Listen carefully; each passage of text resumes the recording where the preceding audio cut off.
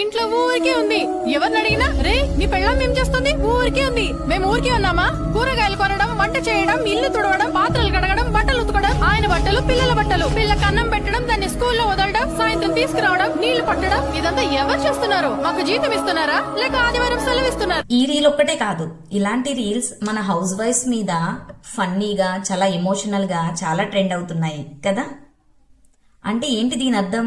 నిజంగానే మనం ఖాళీగా ఉంటున్నామా?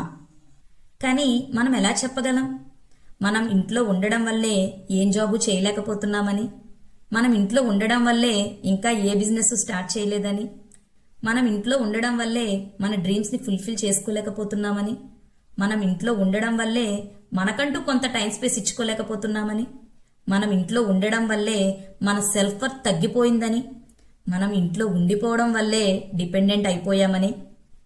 మరి వాళ్ళెందుకు చెప్పరు? తను జాబ్ చేయడం లేదని ఎవరు చెప్పారు? తను ఇంట్లో ఉండి చేసేది ఒక టైప్ ఆఫ్ జాబే. తను ఇంట్లో ఉండడం వల్లే మేము ఇంత పీస్ఫుల్గా ఉన్నామని, తను ఇంట్లో ఉండడం వల్లే మా లైఫ్స్ ఇంత సక్సెస్ఫుల్గా లీడ్ అవుతున్నాయని, తను ఇంట్లో ఉండడం వల్లే మేము ఇంత హెల్దీగా బ్రైట్గా ఉన్నామని, తన ఇంట్లో ఉండడం వల్లే మేము హ్యాపీగా మా గుండెల మీద చేయి వేసుకుని పడుకుంటున్నామని. ఓకే, వాళ్ళు చెప్పినా చెప్పకపోయినా నీకంటూ ఒక ఐడెంటిటీ మాత్రం ఖచ్చితంగా కావాలి. హౌస్ వైఫ్ అంటే అది కూడా చాలా గొప్ప రోల్.